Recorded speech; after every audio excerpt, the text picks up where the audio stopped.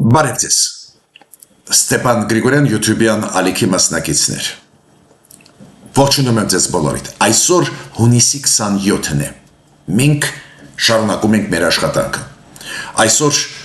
ես անպայման ձեզ կներկայացնեմ մի քանի ոլորտներ, որտեղ որ Հայաստանը ունեցավ հաջողություններ, անչափ կարևոր է դա ներկայացնել մեր հասարակությանը, Հայաստանի Հանրապետության, մեր սփյուռքահայությանը,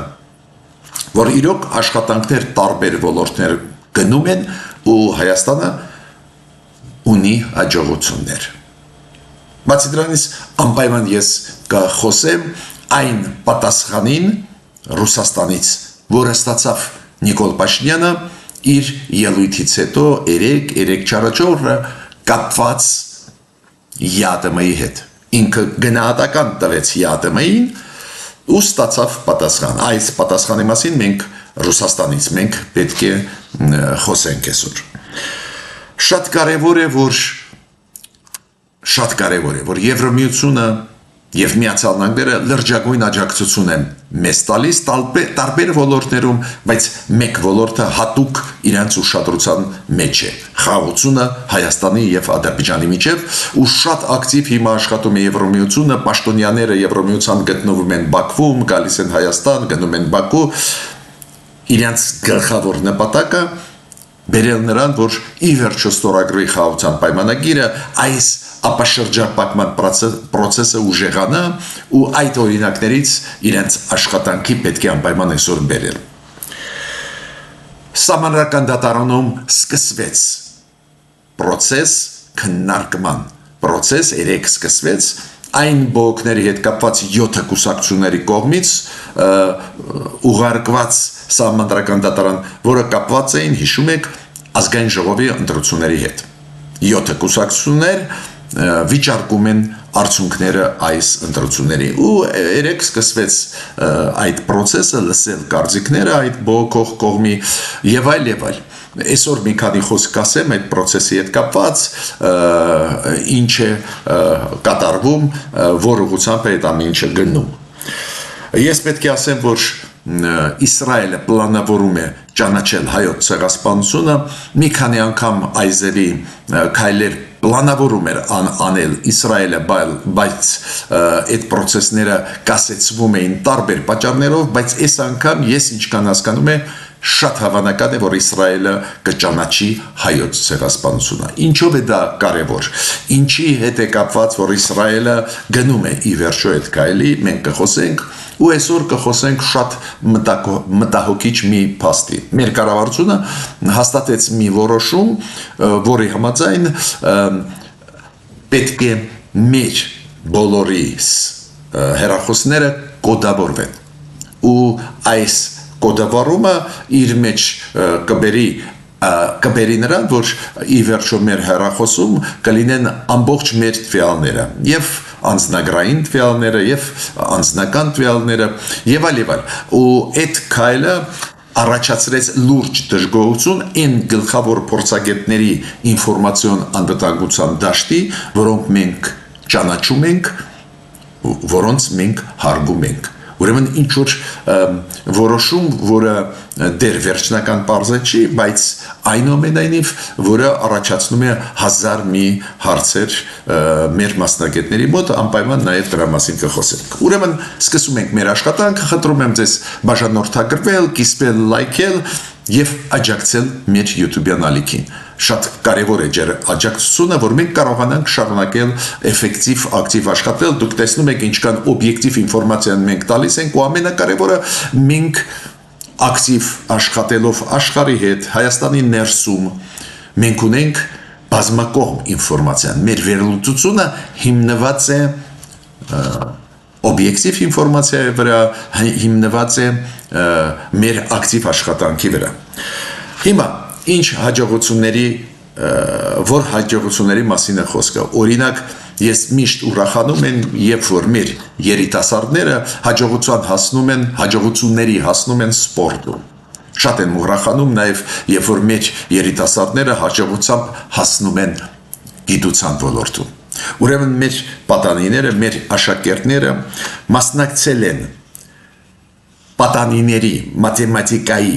Բալկանյան օլիմպիադայում ու այդ օլիմպիադայից բերեցին 6 մեդալ։ Ուրեմն, որ մասշտաբը այդ միջոցառման հասկանանք,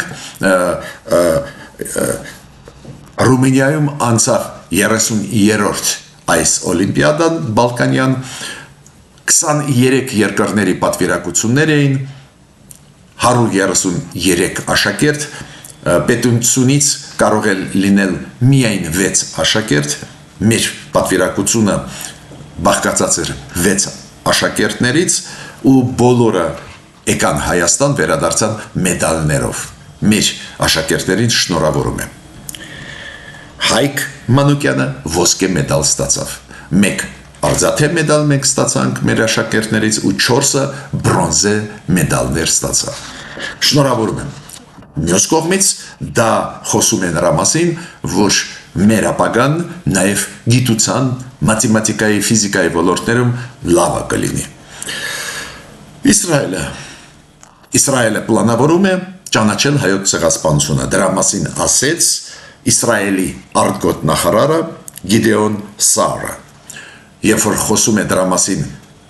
Իսրայելի արտգոտ նախարարը, ակնհայտ է, որ լուրջ է վիճակը, ինքը ասեց, ինքը կառավարությանը կներկայացնի մոտ օրերս բանաձև, որը կառավարությունը շատ հավանական է Իսրայելի, որ կընդունի հայոց ցեղասպանության ճանաչման։ Հենց Օսմանյան կայսերության փլուզման ժամանակ 1915 թվին ինքը իրենց նախագծի տեքստից բերեց հատվածներ, շատ ադեկվատ հատվածներ են։ Ես համաձայն եմ, եթե դուք կասեք, Իսրայելը իր շահերից ելնելով ընդունում է հայոց ցեղասպանությունը, այո, շատ սրված են հարաբերությունները Իսրայելի Թուրքիայի հետ, Թուրքիան մեղադրում է Իսրայելին ցեղասպանության մեջ Գազայում արաբների դեմ անցկացված, Թուրքիան բավական լկտի է իրան պահում, իրանց ցեղասպանությունները հայերի դեմ, հույների դեմ, ասորիների դեմ մոռանում են, բայց խոսում են այլ պետություններից, պարզա դա հունից հանեց Իսրայելի կառավարությունը, քանի որ մի քանի անգամ Թուրքիան դա կրկնեց, ու Թուրքիան անընդհատ սպառնում է Իսրայելին։ Պարզ է, Ամերիկայի գործոնը կա, Թուրքիան չի համարձակվի ուժային քայլեր անել Իսրայելի դեմ, բայց քաղաքական սպառնալիքները պարզ է լուրջ է ընկալում Իսրայելը, ու Իսրայելը հիմա ուզում է ճանաչել հայոց ցեղասպանությունը։ Ուրեմն Իսրայելի շահերից բխող է դա, բայց ինքը նաև պարունակում է դրական բաղադրիչներ, քանի որ հայոց ցեղասպանությունը դա փաստ է ու շատ լավ է, որ ազդեցիկ երկիրը Իսրայելի մակարդակի ազդեցություն ունեցող աշխարհում ճանաչում է հայոց ցեղասպանությունը։ Հայաստանի քաղաքականությունը դուք գիտեք, Հայաստանի կառավարության պրագմատիկ մոտեցում, համագործակցություն Թուրքիայի հետ, ու դա առանձին է գնում, ուրեմն մեզ ոչ մի բանում չեմ կարող մեղադրել, որ գործող կառավարությունը ինչ որ լոբիստական աշխատանք է տանում, այլ կառավարությունը ուզում է կառուցել հարաբերություններ Թուրքիայի հետ, որ Թուրքիան բացի սահմանը եւ այլ, դա չի գալիս Հայաստանի կառավարության նախաձեռնություններից, դա զուգահեռ process է։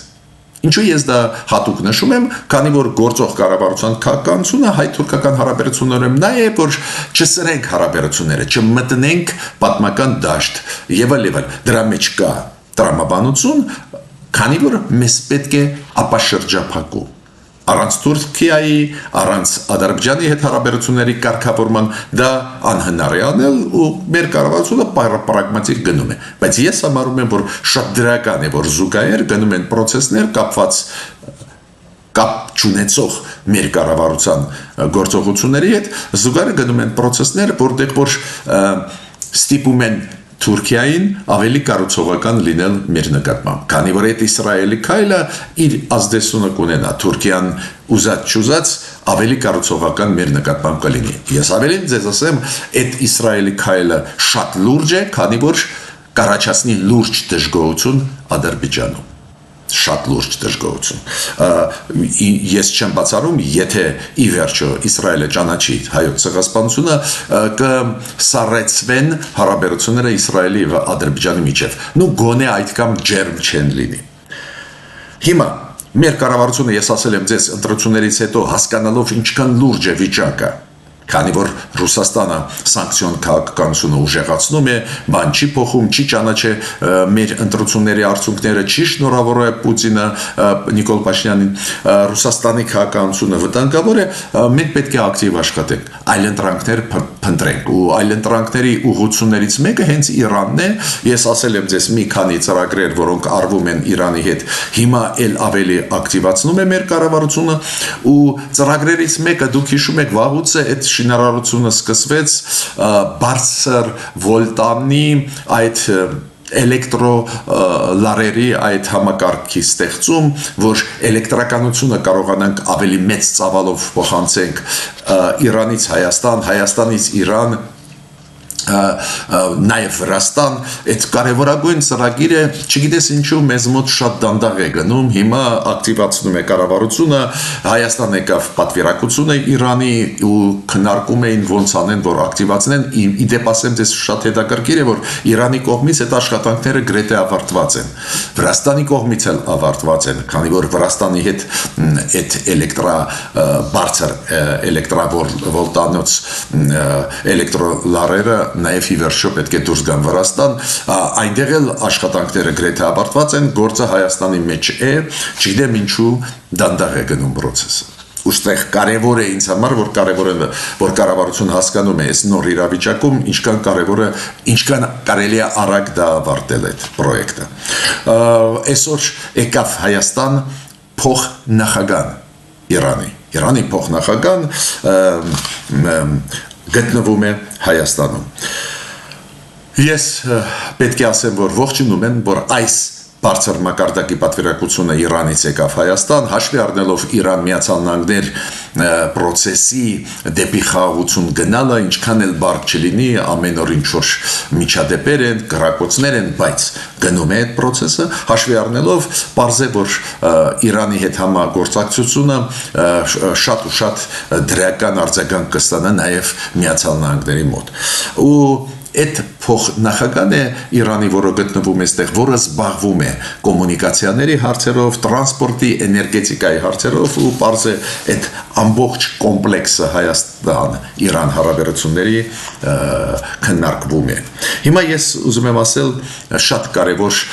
Հայաստան-Եվրամիություն, Ադրբեջան-Եվրամիություն այդ համագործակցության շատ կարևոր բաղադրիչի մասին։ Ինչու եվրոպացիք այդպես ակտիվ փորձում են նաև ներգրավել Ադրբեջանը համագործակցության մեջ Եվրոմիության հետ, քանի որ Եվրոմիությունը ունի կարիք գազի, էներգոռեսուրսների, բայց բացի դրանից իրանք ամեն ինչ անում են, որ Հայաստան-Ադրբեջան այդ խաղաղության process-ը ուժեղանա, Հայաստան-Ադրբեջան ապաշրջափակման process-ը ուժեղանա ու Եվրոմիությունը պլաններ ունի լրջագույն գումարներ տալ այս համագործակցության համար, չեմ ուզում թաքցնել, մոտ ժամանակներս դուք կիմանաք այդ ահավոր մեծ գումարների մասին է խոսքը, ինչու Եվրոմիությունը դա անում է, ինչու այսօր Եվրոմիության հատուկ լիազորություններով դեսպան Մագդալենա Գրոնոն գտնվում է Ադրբեջանում, հենց այդ կոնտեքստով Մարտա Կոսը, Ուրսուլա ֆոն դեր Լայենը պլանավորում է Հայաստան գալ, իրանք ինչ են ուզում անել, իրանք ոչ միայն աջակցում են երկկողմ հարաբերություններում Հայաստանի, դուք գիտեք, այդ լուրջ պայմանագրեր, վիզա լիբերալիզացիա, ազատականացման process, SEPA պայմանագիր, իրանք նաև ու գլխավոր իրանց նպատակը աջակցել ապաշրջափակման կոնտեքստում մեզ։ Ու Ադրբեջանին պարզա իրանք հրախուսում են, որ Ադրբեջանը ստորագրի խաղաղության պայմանագիրը, ազատ արձակի գերիներին, հաճախ այդ հարցերը բարձրացնում են բաց, հաճախ կուլորային աշխատանքի միջոցով։ Ադրբեջանը իրանց պարզ է ընդունում է, բայց Ադրբեջանի քաղաքականությունը որն է։ Ադրբեջանը ուզում է Եվրոմիությունից ստանա բան, բայց չստորագրի խաղաղության պայմանագիրը ձգձգի, նախապայմաններ դնի, իրենց քաղաքականությունը նա է, որ իրանք չեն շտապում, խաղաղության process-ի չեն հրաժարվում, բայց չեն շտապում, մենք դա տեսնում ենք, ուզում են մաքսիմալը ստանալ, ու քիչ բան տալ, քանի որ Ադրբեջանի համար կյանքի պես է պետք, որ Միացյալ Նահանգները, Եվրոմիությունը սանկցիոն քաղաքականությունից հրաժարվեն Ադրբեջանի նկատմամբ ու բացեն համագործակցությունը բոլոր ոլորտներում, բայց Եվրոմիությունը, Միացյալ Նահանգները կապում են այդ բարելավում է հարաբերությունների Ադրբեջանի հետ, կապում են խաղաղության պայմանագրի հետ։ Ես ողջունում եմ քաղաքականությունը այս տիպի Եվրոմիության եւ Միացյալ Նահանգների, բայց Ադրբեջանը բավական կոշտ քաղաքականություն է վարում, պահանջում է մեր սահմանության փոփոխություն, ես ինչքան հասկանում եմ, չի փոխում այդ մոտեցումները, ինչ որ սպասելիքների մեջ է, մյուս կողմից շարունակում է մեզ այդ տնտեսական համագործակցությունը, շարունակում է թողնել Ադրբեջանի երկաթգծով, որ Հայաստան գան, Ադրբեջանի երկաթգծով Ռուսաստանից ապրանքներ, օրինակ նույն ցորենը, նույն պարարտանյութերը, Նիկոլ Փաշինյանը խոսեց այցելության մասին Ուրսուլա ֆոն դեր Լայենի, որը նախատեսվում է հուլիսի 1-ին, ու Նիկոլ Փաշինյանը ասեց, մենք հիմա պատրաստում ենք այդ պայմանագրերի փաթեթ, որի շրջանակներում Եվրոմիությունը արտահերթ աջակցություն կտա Հայաստանին, հաշվի առնելով, որ Ռուսաստանը փակեց ռուսական շուկան Հայաստանի ապրանքների համար, այնտեղ մաքսատուրքերի զորայացում պետք է լինի Եվրոմիություն Հայաստան առևտրի ոլորտում, ուստեղ Նիկոլ Փաշինյանը ասում է այս առավելությունները մեզ համար մենք սպասում ենք, որ տրվեն, բացի դրանից Նիկոլ Փաշինյանը նշեց, որ այդ Ուրսուլա ֆոն դեր Լայենի, որը Եվրոմիության հանձնաժողովի ղեկավարն է, կարևորագույն գլխավոր դեմքն է Եվրոմիության, որ այս այցելության ժամանակ նաև ապաշրջափակման ծրագրերի մասին խոսքը գնա, նոր ես ասեցի, Եվրոմիությունը համաձայն է ֆինանսավորել այդ ծրագրերը, դրա մասին մինչ այդ չէր խոսվում, հիմա իրանք ասեցին։ Ես հիմա ուզում եմ անցնել շատ կարևոր պարզ եմ բոլորիս համար հարցին,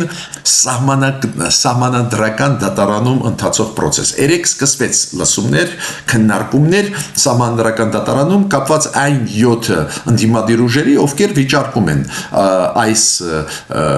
անցկացված հունիսի 7-ի ազգային ժողովի ընտրությունների արդյունքները ու պահանջում են անվավեր համարել ու դատավորը, որը վարում է այդ նիստը, ինքը երեք ֆիքսեց կարգ աշխատանքի ձևերը եւ այլ դա այնտեղ քննարկումը որն է կուսակցությունների հերթականությունը ովքեր ելույթ կունենան ինչքան ժամանակ է տրվում մոտավորապես 40 րոպե կուսակցություններին տրվում է ձևակերպել իրանց բողոքները այնտեղ կա երրորդ կողմը իդեմս օրինակ քաղ պայմանագրի իրանց պետք է ժամանակ տրվի ու պարզ է կենտրոնական ընտրական հանձնաժողով քանի որ այդ հայտերը բողոքները հենց կենտրոնական ընտրական հանձնաժողովի դեմ են ուղղված, ինչքան իրենց է ժամանակ տրվում, դա շատ կարևոր է այդ աշխատաձևը կարգը ֆիքսել, ֆիքսված էր երեք ու սկսեցին աշխատել։ Դուք գիտեք, որ սահմանադրական դատարանը ուզում էր նույնիսկ կիրակի օրը, որ վաղը աշխատանք գնա, բայց ի վերջո պայմանավորվեցին, որ այսօր շաբաթօրն էլ աշխատանքները կշարունակվեն ու գնում է այդ աշխատանքը սահմանադրական դատարանում մոտավորապես մինչև ժամի 7-ը։ Նորությունը նա է, որ սկսվեցին այդ քննարկումները, կուսակցությունները հերթով հիմա ներկայացնում են իրանց բողոքները, իրանց պահանջները, բայց նոր ուժ կուսակցությունը այդ procesից դուրս եկավ նոր ուժ կուսակցությունը, որը միացավ այդ 7-ի մեջ էր, հիմա դուրս եկավ այդ procesից, բացատրություն դեռ չի տրվում, ինչու դուրս եկան այդ procesից, բայց հետ վերցրեցին իրանց բողոքը սահմանադրական դատարանից։ Հիմա դուք գիտեք, որ երեկոյան մի քանի քաղաքական ուժեր, առաջի հերթին ուժեղ Հայաստան դաշինքը եւ Բարգավաճ Հայաստանը անցկացրեցին բողոքի ակցիա, բողոքի հանրահավաք սահմանադրական դատարանի շենքի դիմաց ու այնտեղ ելույթներ էին ունենում, քննադատում էին այս ընտրությունները, քննադատում էին նաև այս ընտրությունների մի դրվակ ընտրությունների հետ կապված դուք հիշում եք 3 տեղամասերում որ անվավեր համարվեցին ընտրությունները դրա պատճառով Բարգավաճ Հայաստանը կորցրեց այն ձայները որոնք անհրաժեշտ էին որ Բարգավաճ Հայաստանը 4% շեմը անցնի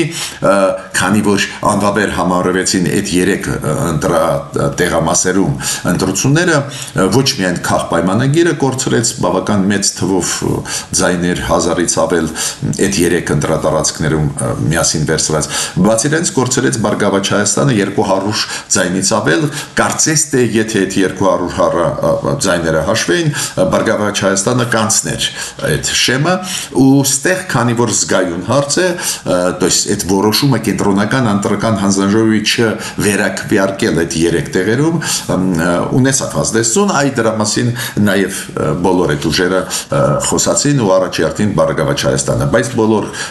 ընդդիմադիրները այդ փաստը ֆիքսում են իմիջիալ ձեզ ասեմ այդ 3 ընտրատարածքներում որ անվավեր համարվեցին ընտրությունները իմ կարծիքով դա ճիշտ որոշում էր կենտրոնական ընտրական հանձնաժողովի բայց հարցը ինչու՞մ է խնդրեմը ինչու՞մ է որ այնտեղ պետք է վերակվարկություն անցկացվեր չանցկացվեց կենտրոնական ընտրական հանձնաժողովը համարեց որ չի ազդում ընտրությունների արդյունքների վրա ինչ իմաստ ունի ուստեղ վեճ է պարտավոր էին իրանք վերակվարկություն անել թե ոչ ուստեղ բարձր ընդդիմադիրները այս փաստի վրա տանում են պայքար ես պետք է ասեմ որ այս մեր պայքարը ներքին պայքարը ընտրությունների պայքարը տեղափոխվեց ԵԽԽՎ Եվրոպական խորհրդի խորհրդարանական վեաժողովի նիստին այդ նիստը հիմա գնում է դուք գիտեք մեր պատվիրակությունը ունի 4 մանդատ ընդհանուր պատվիրակությունը բաղկացած է 8 հոգուց, բայց 4 գործող մանդատ 4 տեղ ունի մեր պատվիրակությունը ու Հայկ Մամիջանյանը, որը ընդդիմադիր ուժ է ներկայացնում այդ մեր պատվիրակությունում, գիտեք, պարլամենտական վեաժողովում եվրոպական այդ սկզբունք է, որ ընդդիմադիրները պետք է լինեն պատվիրակությունների մեջ երկրների, դա ժողովրդավարացման սկզբունքն է, ու Հայկ Մամիջանյանը պարզ է այնտեղ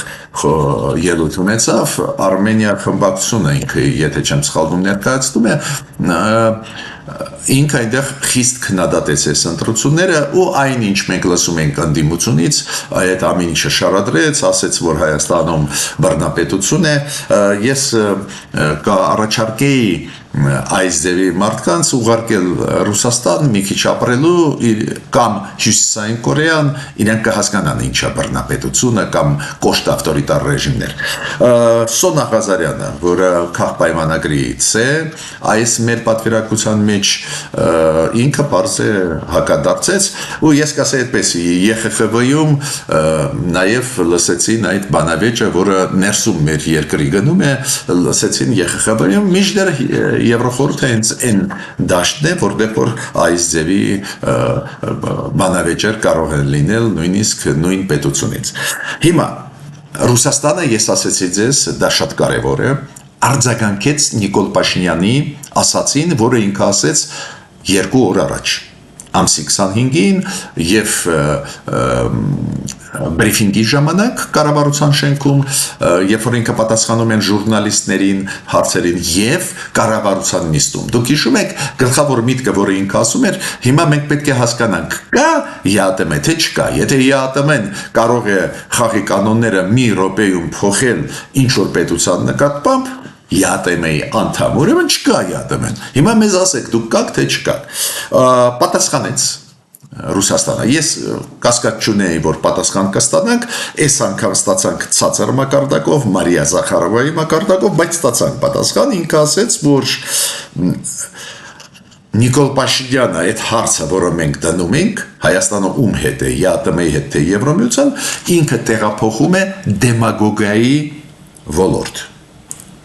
То есть ինքը դեմագոգիա է տանում ու ավելին Մարիա Զախարովան ասեց նույնը ինքը անում են հապկի հետ կապված մենք դուրս ենք եկել հապկից թե հապկը մեզանի դուրս եկա ինքը սկսեց տանել բերել այս ձևի պատասխանեց նորից Մարիա Զախարովան կրկնեց նույն միտքը որը նաև ասում էր Պուտինը Լավրովը այլ պաշտոնյաներ Ռուսաստանի, որ Հայաստանը պարտավոր է արագ կողմ որոշվել։ Ու այն 4 ԵԱՏՄ երկրների հայտարարությունը, ԵԱՏՄ երկրների ղեկավարների հայտարարությունը ինքը հիշեցրեց հենց դա էր։ Պահանջում է, որ Հայաստանը կողմ որոշվի։ Գնում է Եվրամիություն, թե ոչ, ասեք հենց հիմա այս պահին։ Ուրեմն նորից կրկնում էր Մարիա Զախարովան ասեց, որ Հայաստանը պետք է կողմ որոշվի ու պատասխանեց Նիկոլ Փաշինյանին, ասեց, որ Նիկոլ Փաշինյանը այդ հարցը տանում է դեպի դեմագոգիայի ոլորտ։ Ավելին Մարիա Զախարովան ասեց, որ վարքագիծը Հայաստանի կառավարության բարեխիղճ չէ։ Այն վարքագիծը, որը ցուցաբերում է ԵԱՏՄ-ում Հայաստանը, ինքը ասեց բարեխիղճ չէ, որ Հայաստանը բարեխիղճ անդամ չի ԵԱՏՄ-ի։ Ճիշտը ձեզ ասեմ, համաձայն չեմ այս պատասխանների Մարիա Զախարովային, քանի որ բարեխիղճ չէր Ռուսաստանը մեր նկատմամբ, երբ որ հապկի շրջանակներում չարձագանքեց ագրեսիան, որը եղավ Հայաստանի դեմ։ Ավելին, Ռուսաստանը բարեխիղճ չէր Ղարաբաղի հայերի նկատմամբ։ Ես մեղմ եմ հիմա ասում, ուղղակի ուզում եմ ասել, որ այս ասածը Մարիա Զախարովային կարելի է ջախջախել, բարիս բուն իմաստով։ Հայաստանը բարեխիղճ դաշնակից էր նախկինում, հիմա մենք դաշնակից չենք Ռուսաստանի հետ, Ռուսաստանը բարեխիղճ չէր մեր նկատմամբ, ժողովրդի լեզվով ասած քցեց մեզ, դավաճանեց եւ Ղարաբաղի հարցով եւ Հայաստանի նկատմամբ, Հայաստանի տարածքային ամբողջականության նկատմամբ անհարգալից վերաբերմունք ցուցաբերեց։ Հիմա, բայց Ռուսաստանը ուժեղացնում է սանկցիոն քաղաքականությունը մեր նկատմամբ։ Հիշում եք, ես ասել եմ, որ ձգան արտադրության այդ ընկերությունների հետ կապված սանկցիաները սկսեցին աշխատել, բայց երկու ընկերություն իրենք թողնում էին, որ ապրանքը տեղափոխվի Ռուսաստան, մտնի շուկա, հիմա դա էլ փակեցին։ Դες Ռուսաստանը սանկցիոն քաղաքականությունը ուժեղացնում է, չի պլանավորում հասկանալի է ճանաչել Նիկոլ Փաշինյանին որպես վերընտրված վարչապետ։ Ես ավելին ձեզ ասեմ,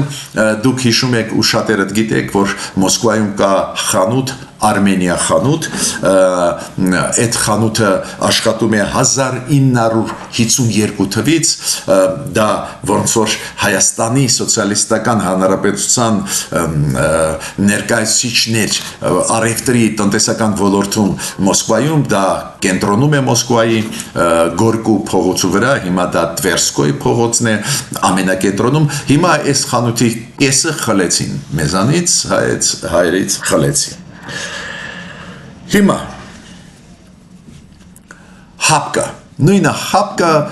հիմա չեմ ծավալվի, հապկի դեպքում էլ անընդհատ մեզանից պահանջում են, որ անդամավճար մոծենք, 10% անդամավճար ամեն այդ բյուջեից հապկի մեծ պետք է փակենք, 2 տարի մենք չենք տալիս, հիմա նորից մեզ մունաթով ասում են դրա մասին, ու հապկի դեպքում էլ Ռուսաստանը նորից պահանջեց արագ պատասխան։ Հապկը մենք կվերադառնանք, սարեցրել ենք մեր համագործակցությունը, կվերադառնանք թե ոչ։ Ուրեմն ընդհանուր պատասխանը Նիկոլ Փաշինյանի նա է, որ Նիկոլ Փաշինյան, դու պետք է պատասխանես հենց այսօր, հապ կվերադառնանք թե ոչ,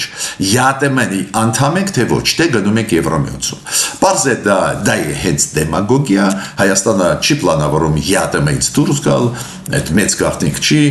այո, ես ուզում եմ, որ Նիկոլ Փաշինյանը որոշում ընդունի ԵԱՏՄ-ից դուրս գալ, հապկից դուրս գալ, բայց գործող կառավարությունը չի ուզում դուրս գալ ԵԱՏՄ-ից այսօր,